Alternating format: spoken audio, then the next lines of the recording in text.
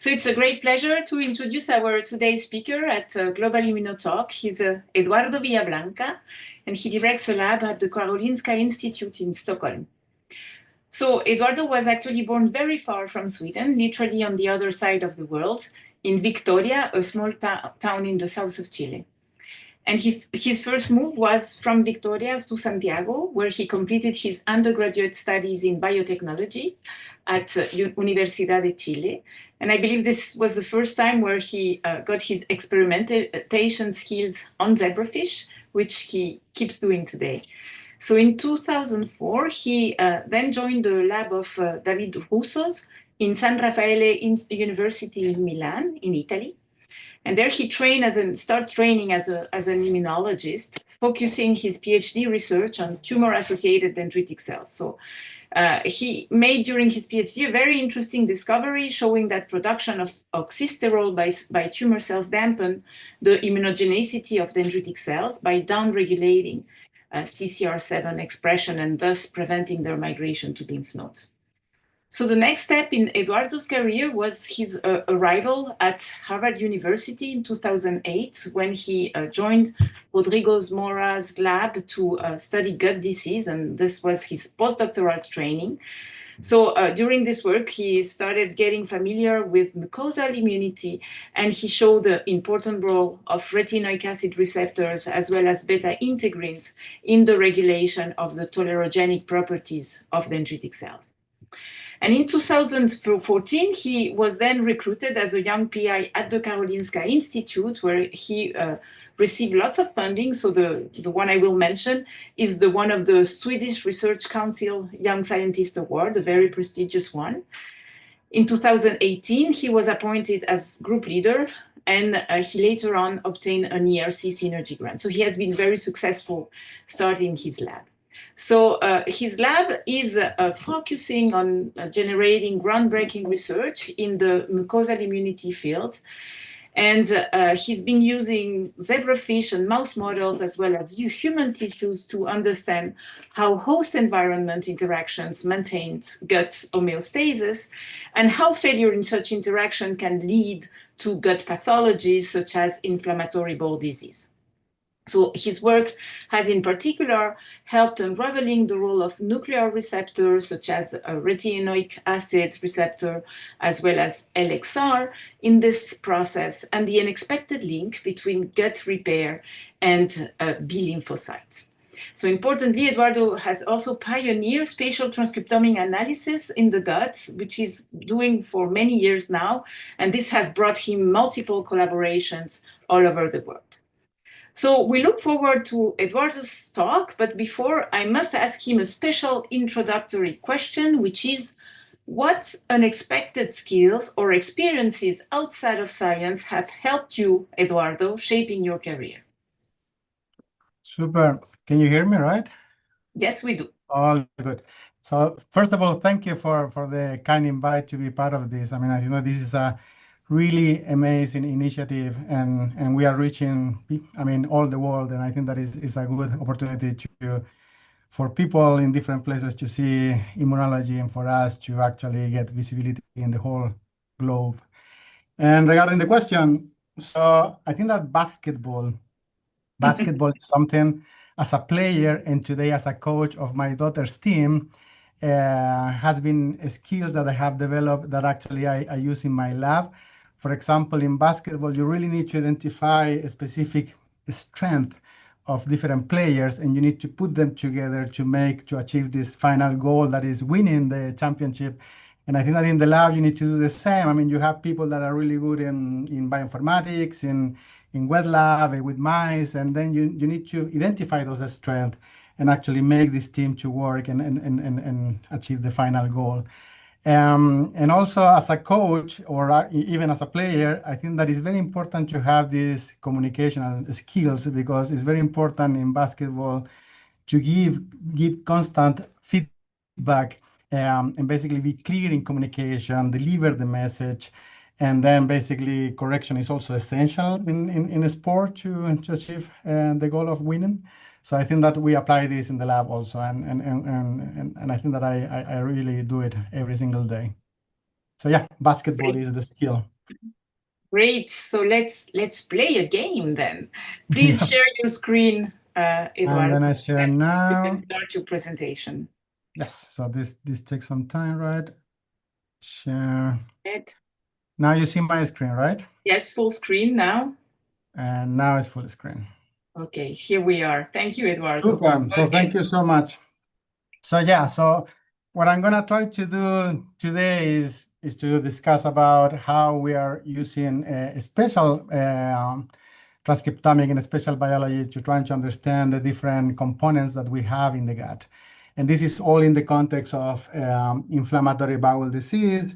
And I'm going to try to show also a little bit of what we do in zerofish, as Ana Maria said, that it was my first love in science, and we are still using zerofish today, and trying to finish with some work in human and mouse. And I really like to start with this slide here, and I think that you're seeing this slide here that shows our mission and the most important people in all this work, that is our lab members. And our mission in the lab is trying to understand the genetic, cellular, and environmental drivers of inflammatory bowel disease. And we really try to focus in a specific aspect, that is mucosal healing, and how to understand treatment to mucosal healing, and trying to understand why some patients do not respond to therapies. Our lab is composed by people working in zerofish and mouse, human, bioinformaticians, so it's very interdisciplinary. So it's really this basketball team that I was discussing before. And of course, one of the mission of our lab is to stand for academic freedom and trying to make academic inclusive and equitable for everyone. And this is another slide that I think is a very old picture from the Sonnenberg lab that shows why this is important to understand and why it's so fascinating. So in the really colorful side here of this picture, you can see the macrobiota. And the macrobiota provide us with a second genome, with genes that we don't have. And here is where we are, right? In blue is all our cells. And we have evolved to keep this bacteria at bay and to don't react against this component of bacteria such as LPS, all these kind of signals that can activate the immune system. So we have evolved, we have created cells that can produce mucus, and this mucus generate this kind of demilitarized zone that keep this bacteria in a distance, and we have created this distance so we can produce, or our bacteria can produce the metabolite that we need for our physiology. So if this mechanism for some reason don't work, so if this barrier function is disrupted, then we might get an immunoreaction, we might get inflammation. And when this become chronic, let's say, you can get what is called inflammatory bowel disease. And inflammatory bowel disease is defined as an aberrant immunoresponse against commensal bacteria that happens in a genetically susceptible host and is triggered by the environment. And as you can see here, this is highly prevalent in Western lifestyle countries, and there is no really a cure today. Although people undergoing surgery, they can be in maintaining remission, but surgery is a very debilitating condition, and you don't gonna get into this possibility, right? We have many therapies today to keep patients under remission, but most of these therapies are immunosuppressive. As you can see here, they act on this area of the process of the inflammation, and that immunosuppressed patient, and that can cause side effects such as infections or cancer. And most importantly, even if we have all this battery of drugs that can target inflammation, many of these patients that are treated with these immunosuppressive drugs, they don't respond as a primary response. And many of these patients that actually respond to this treatment, some of them, a percentage of them, that is a large fraction, stop responding as a secondary response. So this highlights this need of trying to understand better the disease and trying to understand why some patients do not respond and why patients respond to this treatment. So how different is IBD? Is only one disease, or we have many of these diseases? So in our lab, we focus actually, there are two kinds of IBD. One is Crohn's disease and the other one is ulcerative colitis. Crohn's disease can affect from mouth to anus, while ulcerative colitis affect the colon. In our lab, we focus on ulcerative colitis. And one of the questions that Paolo Sarneski in the lab had as a postdoc as a bioinformatician was, can we define different patients, different IBDs by looking at the molecular signature? And to answer this question, what Paolo did was to gather several data sets that were published. Basically, we download this data set, and then we understood the differential express genes between non-inflamed and inflamed tissue. And using those differential express genes, we try to cluster these patients, different strategies. And as you can see here, this hierarchical cluster didn't show any different groups of patients. Doing T-SNE approaches didn't actually show anything different. And basically, we couldn't stratify patients molecularly.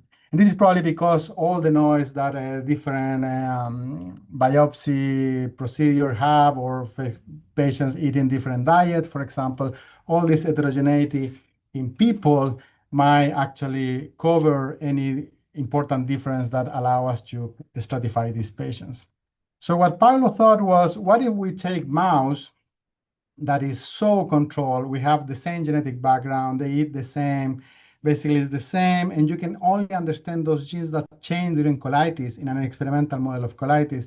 And we use those genes as colitis-specific genes, and we compare that with human, and then we try to stratify patients. So that is what Paulo did. He took a mouse model of colitis, and he took all these genes that were differentially expressed. He compared these genes with a human data set that we used before, and then we got homologous genes that we can actually start clustering the patients with them. Only 57 genes were conserved between the DSS model of colitis and human, but by using these 57 genes, then we start seeing two different groups of patients that you can see in these squares here. And if we do, for example, T-SNE analysis, we can see that we start seeing a stratification of this patient that we call ulcerative colitis 1 and UC2 patients or profiles. And then we ask the question, is relevant to have this molecular stratification? That actually is a very interesting stratification because it's completely unbiased, and we didn't base on response or no response or any other metadata. So in order to understand if this was relevant, what Paulo did was trying to understand which one of the patients actually were responder for anti-TNF or infliximab or anti-alpha-4 beta-7 vedolizumab. And what we could see is that most of the responders fall into the UC2 group, and while UC1 was very poor in responding to these treatments. And this is for both infliximab and vedolizumab, right? What is interesting is that it's not 100% and zero, so it's not a black and white result. You see a percentage of patients that respond, patients that do not respond in UC2 and UC1. And I think that this is a very interesting aspect because even in this same environment or transcriptomic landscape, some people respond and some people do not respond. So we are seeing a specific or unbiased stratification of this patient that we call UC1, UC2. And now by taking this patient, different groups, now you can call all the human genes and compare all the human genes from UC1 and UC2 patients. And what we found is that UC1 patients or profile is characterized by a higher expression of neutrophil-associated genes, such as, for example, IL-1 beta or S100A9 or S100A8. And if we do pathway analysis, this indeed shows that most of these genes score for pathways that are associated with neutrophil degranulation or granulocyte and this kind of function. So this suggests that UC1 patient, they have an enriched ulcerative colitis, an enriched neutrophil signature. And this is in line with Fiona Porter's work showing that non-responders are associated with higher neutrophil infiltration. And if we look at UC2 genes, these UC2 genes correlate more with key processes of mucosal healing, such as all these collagen genes and all these Wnt genes. So this suggests that UC2, if you have a higher mucosal healing process ongoing, probably you have more chances to respond to these therapies. So mucosal healing is likely an important process that needs to be achieved in order to in order to basically respond to therapies. So because of this, we then ask the question, how critical is the barrier integrity in determining IBD outcomes? So it's really important to have the barrier closed in order to don't have a response, an inflammatory response in inflammatory bowel disease. And we thought about this question because if we look at Fiona Porter's work that was published in Gastroenterology in 2017, in which she took PBMCs and then she stimulated PBMC CD4 T cells with different commensal microbes, she could see that many, basically all of these microbes can activate CD4 T cells, indicating that even in a healthy person, we have these commensal specific CD4 T cells around. So we have them, but still these T cells are not creating problems. So how that works? That is because the barrier is closed and this specific T cell cannot see the antigen. And probably that is the case because if you take, again, lamina propria CD4 T cells from a healthy person, and then you take from an IBD patient the non-lesional side compared to the lesional side, you can see that if you take the CD4 T cells from a lesional side, there is a higher response to these microbes, suggesting that in that side is where T cells are more active to a specific commensal bacteria. So how I do visualize this? I mean, how does this work? And in order to explain this, I like to use this example of the bar that I guess most of you know or are familiar with, that in a bar, you have these people and you have here the elixir or whatever makes you happy. And we have a single layer of epithelial cell that can be the bar, right? And the bar doesn't allow you to go to the side where all the commensal bacteria and all these beautiful metabolites are. And you have a mucus here layer that create this space so you cannot reach this, and this is all in the lumen. While in the lamina propria, you have these dendritic cells, these macrophages that produce dendrites, and they can try to sense antigens to induce tolerance. And by having this antigen that can induce tolerance, you have a peaceful environment, right? So imagine that now you have a break in this epithelial cell layer, and there is a hole here, and now people can freely go to the drinks and they start drinking for free. They will start calling more friends, and then everyone is going to start being more, I don't know, happier. And that is going to create infiltration in the room. And this infiltration, too many people in the room, is going to stop some functions like, for example, use the bathroom or watching the game, on all of this. So you might need T regulatory cells like polis that is going to try to control the system. So you need to close this barrier, right, to avoid all this happening.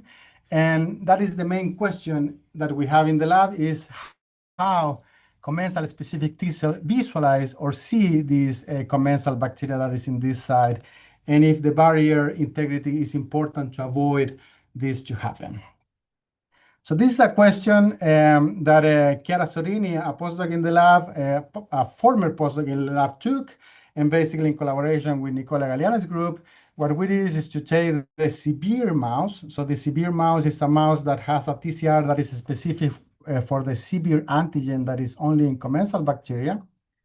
And we compare that with a wild-type mouse. And the first experiment she did was to transfer naive T cells from a wild-type mouse, which means that you have many TCRs, so you have TCR to many antigens. And when you transfer this into a rat mouse, this mouse starts developing colitis after 4 weeks of the transfer. And you can see here by body weight loss, right? I mean, after 4 weeks, the mice start losing weight. So now the question is, what happened if we transfer this specific TCR specific for a commensal into the same system? So we transfer the RAC knockout severe transgenic mouse into a RAC mouse. And as you can see here, when you transfer these T cells, they are not able to induce colitis in this model. So this indicates that since this mouse has a functional barrier, there is no disruption of the barrier. These antigen-specific severe T cells do not recognize the antigen and they cannot get activated. So to test this, what we did is to transfer this mouse, to transfer these T cells that were CFSC labeled, so we can follow proliferation by the dilution of CFSC. And as you can see here, when you transfer wild-type cells, because they have different TCRs and they can recognize different antigens, they actually can get activated and they can dilute the CFSC. But if you transfer the naive severe T cells, they don't really get activated and dilute the CFSC, as you can see here by CFSC dilution, and as you can see here by the number of or the percentage of naive T cells seen by CD62 and CD44 staining. Now, if we use the same system, but now we disrupt the barrier by using dextransodium sulfate, that is a chemical that can break the barrier, can induce damage in the barrier. By doing this, now you can see that this mouse in which you transfer these naive severe T cells, now these T cells start diluting the CFSC, so they get activated, and they basically downregulate CD62L here, you can see, and they do not, they become more effector T cells. So after, sorry, here.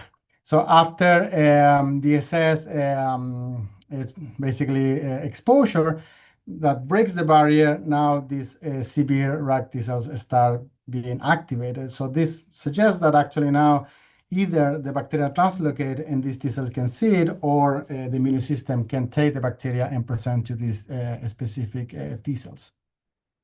So why is this important? I mean, if we co-transfer naive T cells from the severe mouse or from wild type, we can see that colitis is exacerbated. So as soon as these severe T cells can recognize the antigen, they can become pathogenic and they can induce more disease compared to wild-type T cells. So actually, these specific cells for the commensal, they cannot see the antigen, but if there is a break in the barrier, now they can see the antigen and they can proliferate and become pathogenic T cells that can actually induce damage.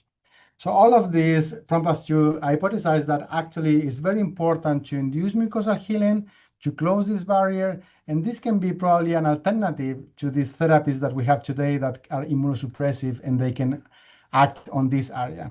So what we are trying to do in the lab and what we are trying to focus in the last 5 years, let's say, is trying to promote this process of from inflammation in which you have a barrier disruption. How can we resolve this? How can we close these gaps and avoid T cells to recognize the commensal bacteria?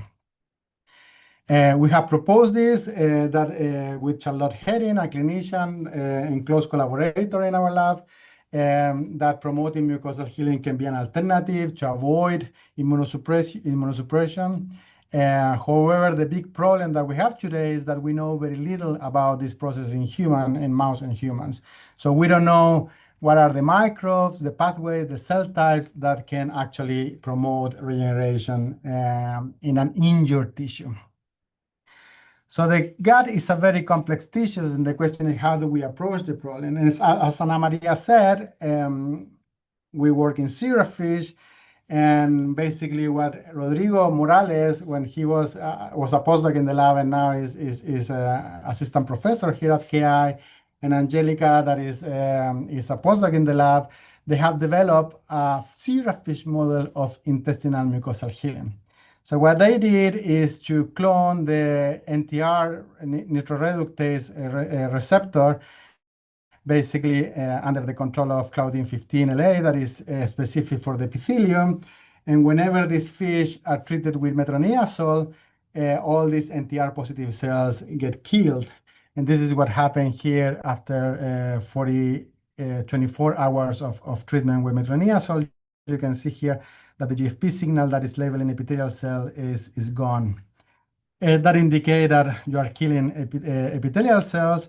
And now if you remove metronidazole and you allow the fish to recover, you can see that after 5 days, you see a recovery of the signal, indicating that the tissue is coming back to normal, and there is a process of mucosal healing that Rodrigo and Angelica has characterized deeply in this story.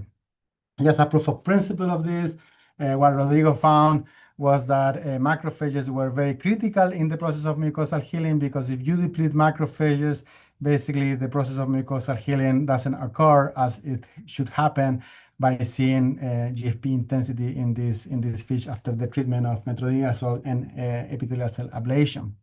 So this is coming up soon, and basically what Rodrigo showed is that zebrafish can be a reliable model for understanding mucosal healing, and this is very important for us because you can put the fish on 96 well plate and can do high throughput in vivo approaches to find molecules that can promote mucosal healing. So this is a work in progress today.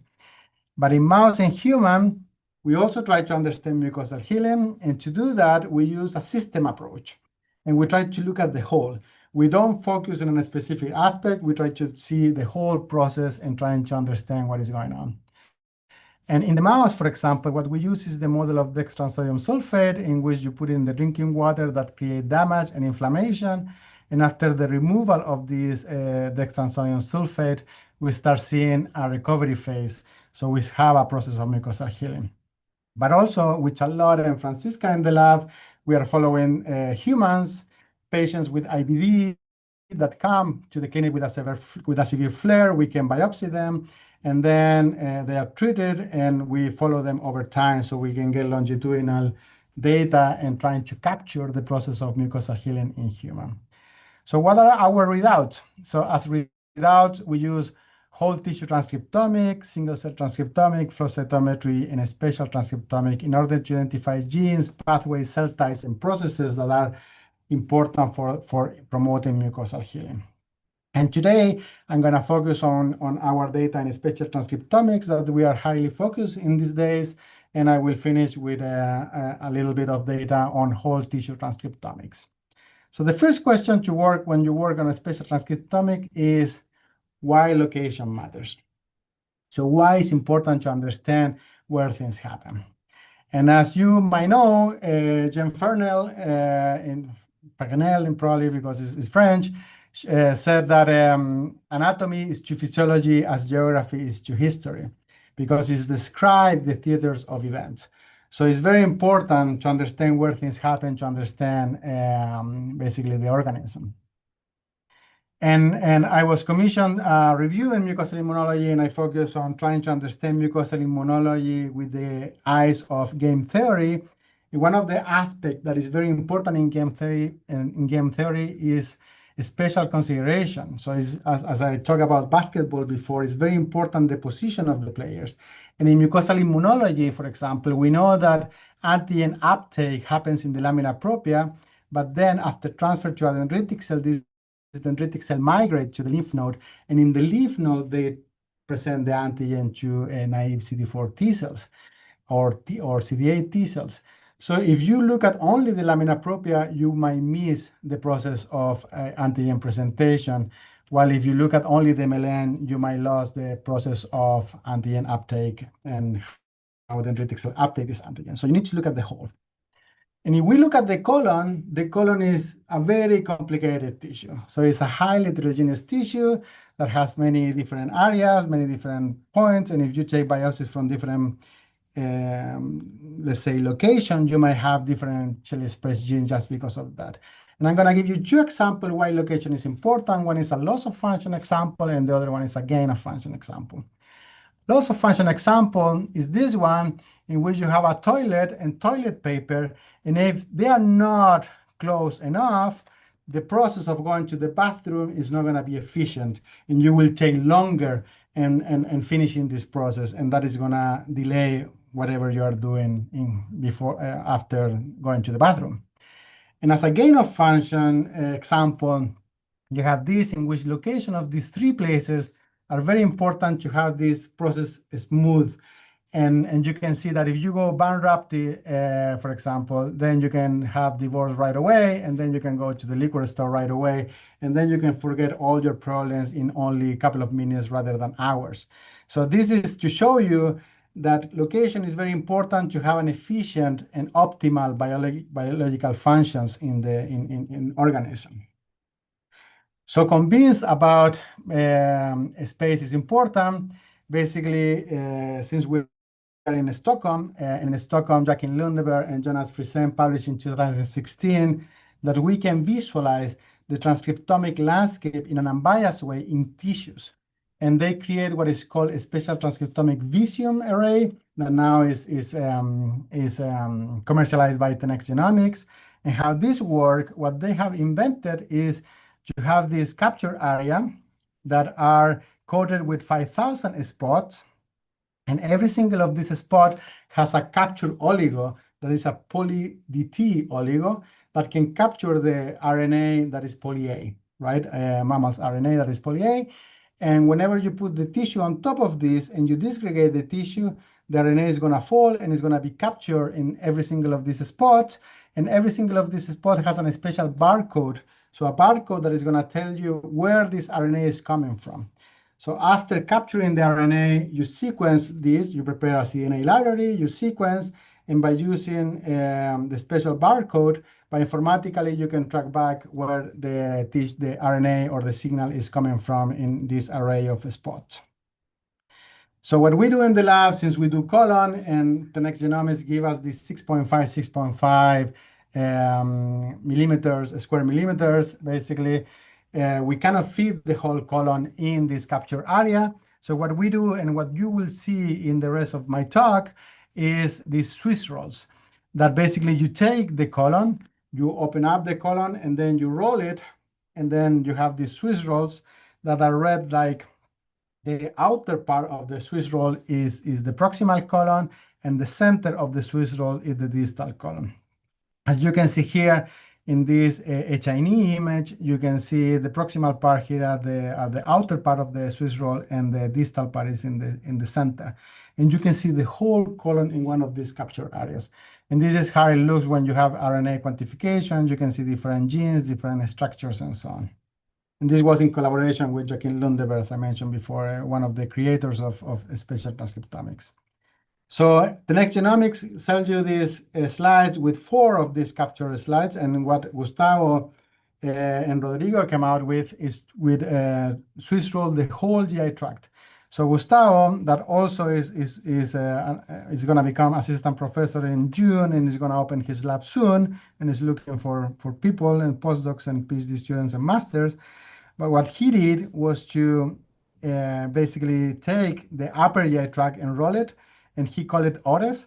And this can visualize the upper GI tract, and there is exciting data here showing how the upper GI tract looks under the influence of, for example, colon inflammation.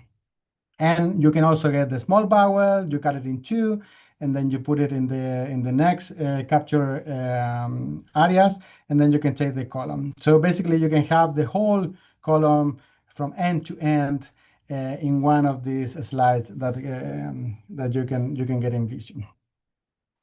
So so we are interested in mucosal healing, right? So what we did in this story that was led by Martina Parigi, Ludwig Larsson, and Sustita Lars, basically was to get a Swiss roll of a naive mouse and compare that Swiss roll with a mouse that is undergoing mucosal healing. We put them in this Visium slide, and then we look at the UMAP, for example, that every single spot here is one of the spots on the spatial transcriptomic data set. And then when you map these clusters into the spatial transcriptomic data, you can see that some clusters label the muscle area, the tertiary lymphoid structures here. You can see here in the H&E, and you can see here in the cluster of gene expression, lamina propria, and so on. And when we compare this with a mouse undergoing mucosal healing, you can see that most of the changes happen in the center, that is the distal part of the colon, while the proximal part is similar to a naive mouse. So it's already telling us that most of the changes that happen during mucosal healing are in the distal part of the colon, at least at this time point that we analyze. So if we want to do an unbiased analysis, what we do is this non-negative matrix factorization that allows you to understand gene program across the tissue. And by doing this, that is unbiased, we start seeing features.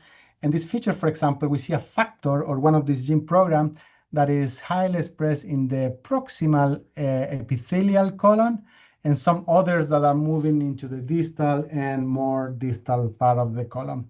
So we can observe a molecular regionalization that was unappreciated before. And you can see here the same for the lamina propria. So we have this proximal to distal axis that is defined by these gene programs that are characterized by specific genes. We can also perform digital unrolling right? I mean, this is published in this paper here, and we have all the code for doing this, in which you can take this role and basically unroll it, and now you can visualize the genes in a more easy way, in which you can see proximal to distal, and you can see that this gene, for example, is highly expressed in the proximal colon, this one more in the middle colon, but also in the more luminal part of the colon, and this one is more distal, right? So if you look at other factors or features, you can see, for example, a very interesting one that is this factor that has this feature of specific spots in the muscle area. And if we look at the genes that weigh the most in this factor, these are neuronal genes, as you can see here. And that indicates that we can label the entire nervous system by looking at this factor. And this is very exciting for us because now you can select this spot and you can analyze the entire nervous system without the need of dissection, for example. And you can compare a wild type in a knockout mouse, do a spatial transcriptomic, analyze this factor, and understand differential expressed genes in the ENS without dissecting the ENS. You can also understand the tertiary lymphoid structures. Here we found 3 factors that has to do with B cells. This one is the tertiary lymphoid structure. This one is the edge of the lymphoid structure. And these are plasma cells that actually spread through the tissue. And all of this is summarized here, that by using a spatial transcriptomic and factor analysis, we can identify muscle, epithelium, tertiary lymphoid structure, the ENS, and proximal to distal realization. So it's a very powerful technique. So by doing this non-negative matrix factorization and a naive mouse and a mouse undergoing mucosal healing, we could identify 8 factors that were enriched in a mouse undergoing mucosal healing compared to a naive mouse. And all of these factors have different features. You can see one here that is more proximal, is in the epithelium. Here a more distal one, and different areas, different features. And if we look at the genes that are highly expressed on this factor, and then we do pathway analysis, we can see that this factor here has to do with tissue regeneration. So here we identify a tissue regeneration area. Here we identify a keratinization area, a danger response area. And if we summarize all of these, we can see that we have different areas and different in the same time. So different processes happen at the same time. And this highlight this concept that if you take a biopsy from this area versus a biopsy from this area, you might have more keratin genes just because of the location rather than because of a biological process is specific of your knockout mouse, for example. So after showing all of this, that was in collaboration with Joaquin Lundenberg and Julio Saez Rodriguez, we asked the question, what is the utility of generating these spatially resolved atlases? Why we need to know these areas? And I'm going to give you a couple of examples in which, by using a spatial transcriptomic and these defined areas, gave us important insight into the function of different processes. The first example is this story that was led by Annika Frede, Paolo Sarneschi, and Gustavo Monasterio, in which, in an unbiased way, they tried to identify what cell types were increased during the process of mucosal healing. And they did flow cytometry. And what we found is that during the process of mucosal healing, so from day 10 to day 14, we have a high dramatic increase of B cells in the colonic tissue. And we were very curious what were B cells doing in the colon after injury. So basically, we took advantage of this mouse in which you can deplete B cells by using the teratoxin system. And when we deplete B cells only during the process of mucosal healing or regeneration, you can see that the mouse in which B cells were depleted in green here, they have a better recovery compared to the mouse in which you have B cells. So basically, B cells were detrimental for the process of mucosal healing. And when we tried to understand the mechanism, we did many things. Among them, obviously, single cell analysis. We took epithelial cells and a stroma cell from a mouse in which there were B cells and a mouse in which B cells were depleted at day 14, that is the day of mucosal healing. And we analyzed cell proportions, cell-cell communication. We did many different analyses, and we couldn't find any insight that tell us what B cells were doing in the process of mucosal healing. So then we thought maybe this is because we have too much noise in our data set. So we are comparing too many cells and so many cells that actually are not in the site of action. So they are not in the place where mucosal healing is happening. So to address this, what we did was the convolution analysis. So we took our single cell data set And we map this in a spatial transcriptomic dataset, considering all these areas. So the area of B cell follicles, the area of injury, and the area of tissue remodeling. And we thought we will keep only those cells that fall in the area of tissue remodeling because we are interested in those. And this is our result. In red, you can see where we have more of these cells that we are mapping into spatial transcriptomic, and you can see here a bunch of cells that are highly present in the proximal column, but not in the tissue repair area. So we exclude 8 cell types, and then we include only these ones that were present in the mucosal healing area. And by taking only these 7 cell types, we did cell communication analysis, and now we found that when we deplete B cells, we have an increase of potential interaction between stroma cells and epithelial cells, suggesting that now they are talking more when you have less B cells. And this is a more visual analysis in which you can see that a mouse with B cells, there are only 2 potential interaction between these 2 cells. But when we deplete B cells, we have many, many more interaction. And the same happened with these other 2 stroma cells and epithelial cells. And in order to validate this, in collaboration with Andreas Schlitzer, we show that when we deplete B cells, we have a decrease in the distance between stem cells and all these stroma cells that are shown here. So basically, what we conclude out of this work, in which we use a spatial transcriptomic to basically exclude cells that are not important because they were not in the right place. What we found is that when you have inflammation, there is an accumulation of B cells, and these B cells basically disrupt this communication between stroma cells and epithelial cells that is very important for the process of mucosal healing. So now, after showing this, we ask the question, can we spatiotemporally resolve the dynamics of inflammation in the tissue, and trying to understand if there is only one inflammation or there are many inflammation processes happening at the same time in the tissue, but in different locations. And this is a project that Jennifer Franson and actually Chiara Sorini also did, in which we took the model of naive T cell transfer or RB-high transfer of model of chronic colitis, in which we transfer naive T cells in a rat mouse. We did it in 2 different genetic backgrounds, the RAC2 that is BLAC6 and SCID that is BALB/c. And also we took a spontaneous model of colitis by using the IL-10 knockout mouse. And what we did is to process samples every week or every 5 days, for example. And we process this sample for histology, single-cell RNA-seq, bulk, or spatial transcriptomics. So we have this longitudinal analysis and a very complete data set.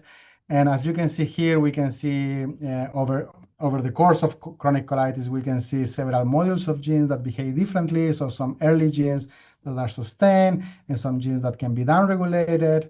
And you can see by single cell that we can detect many different cell types in the stroma and the immunocells. And obviously, we see very little CD4 T cells, and then CD4 T cells start being expanded over time. And this expansion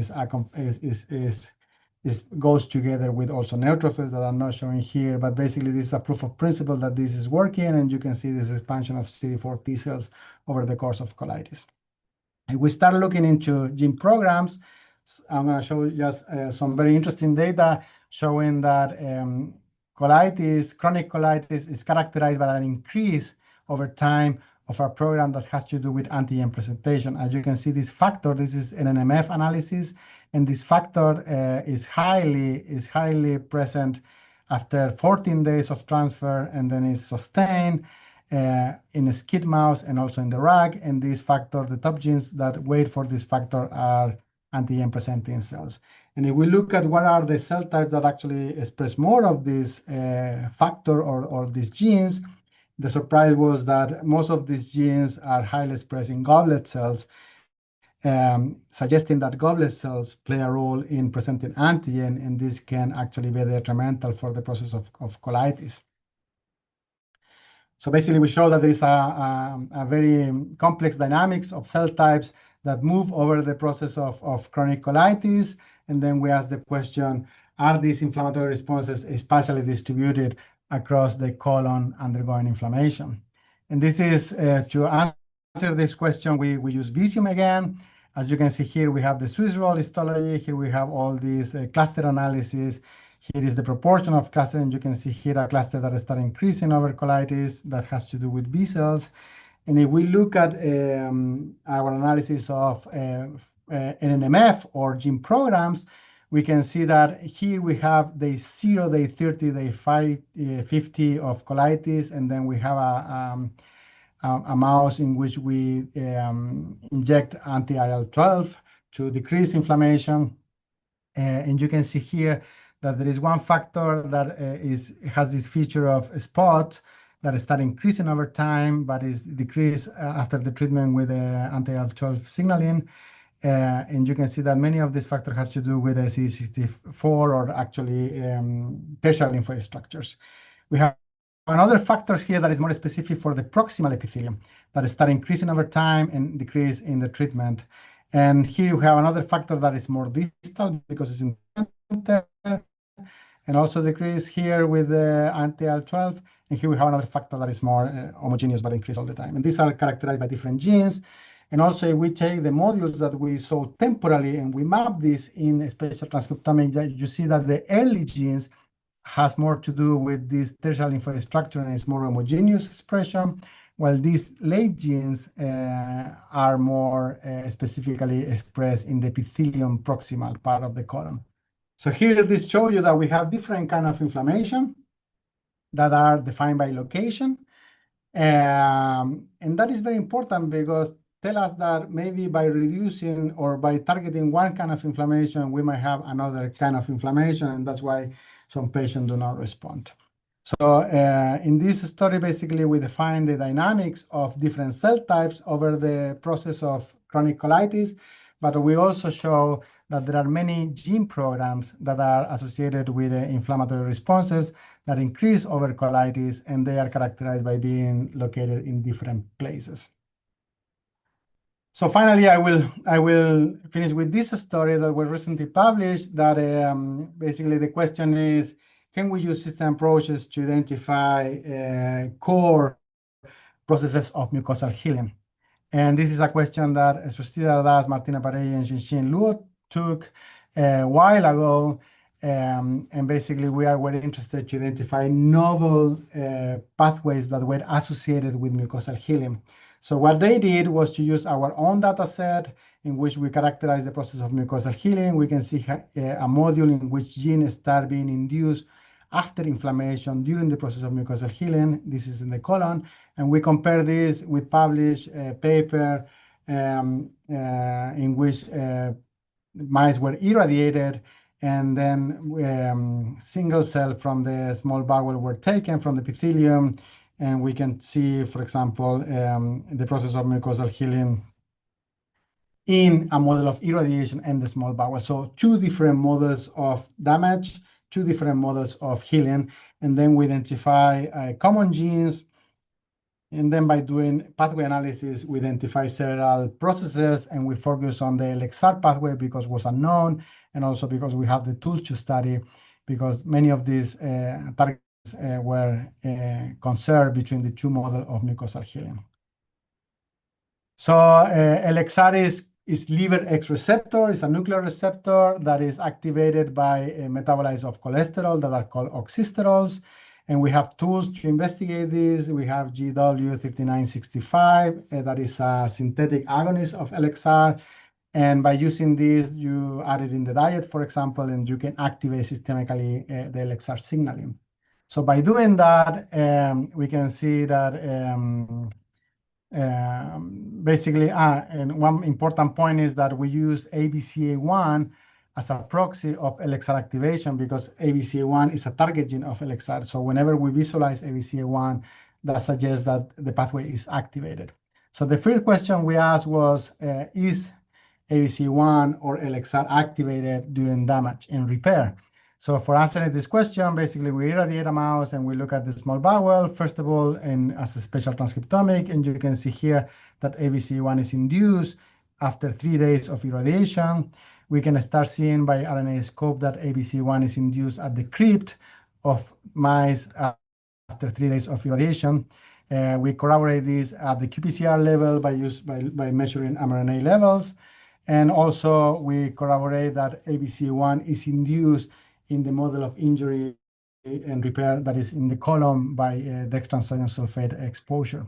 So this indicates that ABCA1 is induced in both model of damage, suggesting that LXR pathway is activated.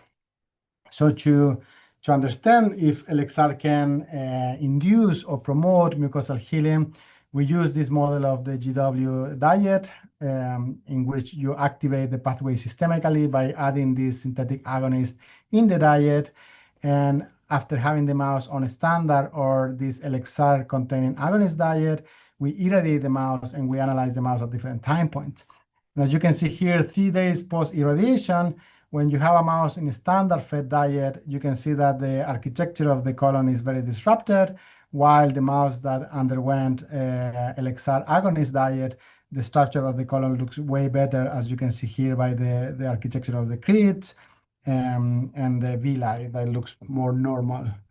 If we trace cell proliferation or stem cell proliferation by BRDU injection and staining that is incorporated in proliferating cells, you can see that a mouse undergoing irradiation after 5 days that were fed with a standard diet has a lower proliferating crypts compared to the mice that was fed with LXR agonist diet, indicating that LXR can promote proliferation of these stem cells and promote mucosal healing. To understand this more reductionist system, we use organoids. In organoids is only crypt, so only epithelial cells. There are no stroma cells or immunocells. And then we culture these organoids in the presence of the LXR ligand or DMSO as control. And as you can see, after 5 days of treatment with these ligands or DMSO, we can see more of the formation of these crypts in organoids when they were treated with LXR agonist. And this formation of crypts is a process of regeneration, because it's when you have the formation of this body in this crypt, indicates that the stem cells are functional and they are undergoing regeneration. And we did this with this ligand and also with an LXR beta specific ligand that is called RGX-104. And as you can see here, both of them can increase the number of crypts per organoid, indicating that we have a better regeneration. So how does LXR signaling promote intestinal regeneration? And we tried different things. We used qPCR, and we found that actually amphiregulin was induced.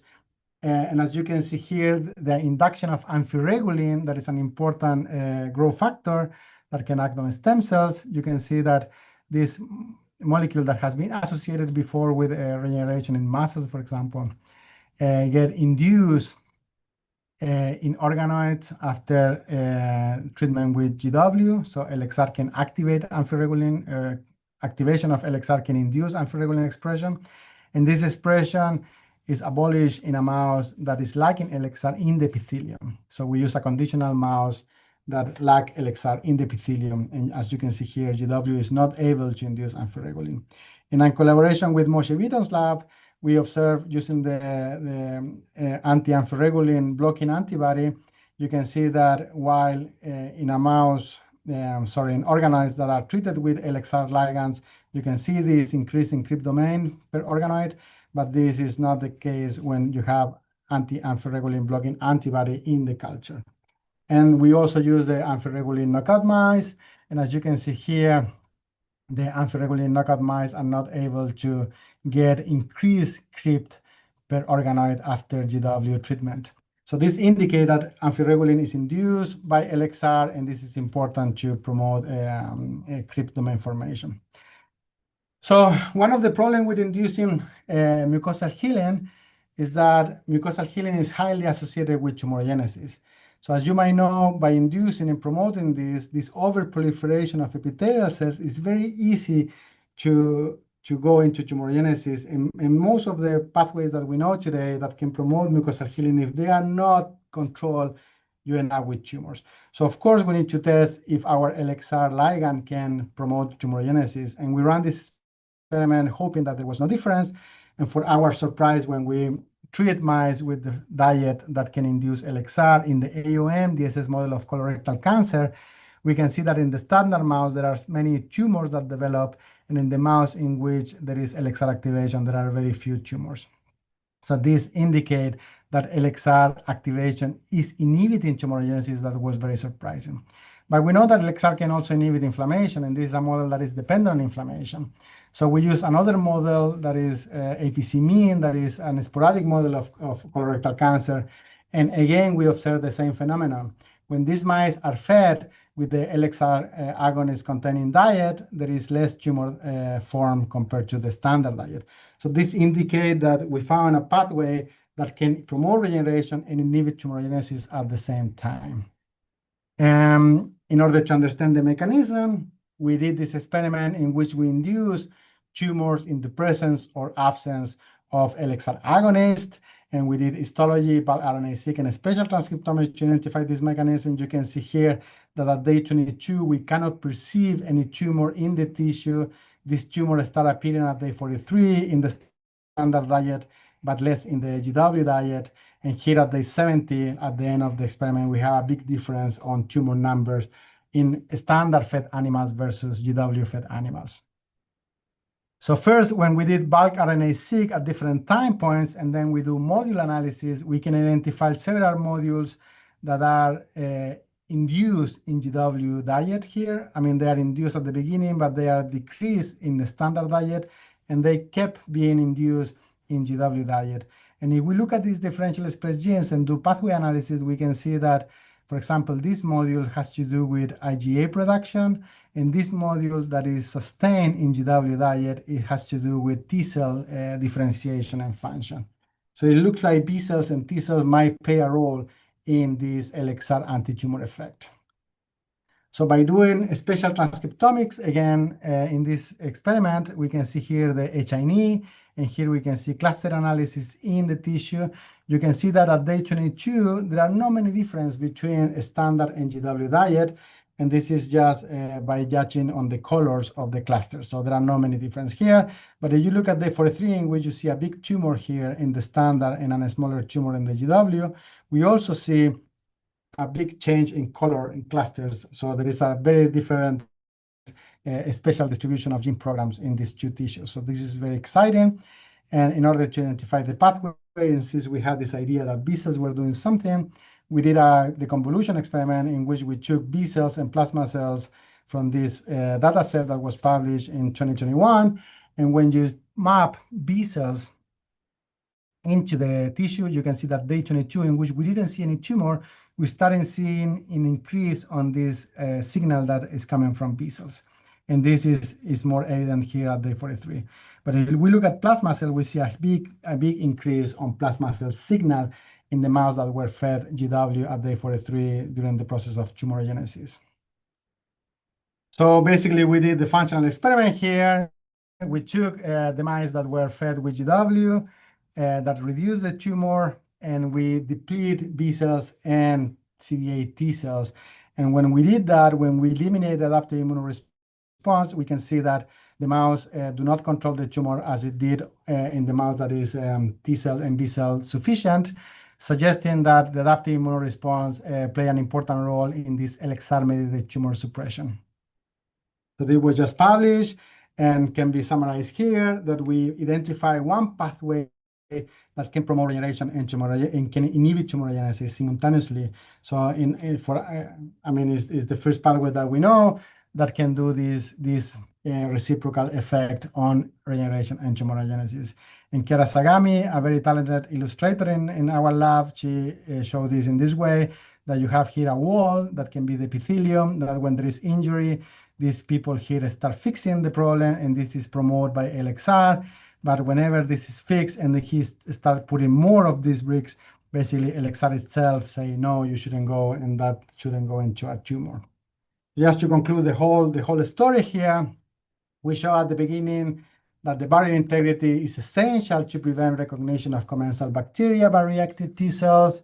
We show that system approaches enable the identification of novel pathways, for example, the LXR pathways, or the B cell analysis that were detrimental for mucosal healing.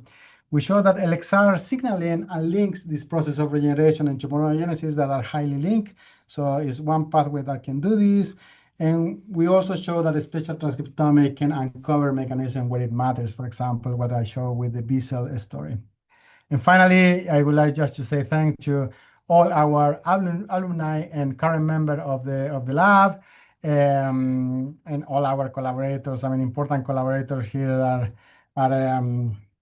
Joaquin Lundeberg from the Spatial Transcriptomics, Julio Sáenz Rodriguez for the computational biology, Ana Maria Lennon, that is a great collaborator, and all our funding agencies. So with this, I think I will conclude for today. I think that I'm just in time. Is exactly 7 p.m. in Sweden. So thank you again for listening, and happy to take your question in social media.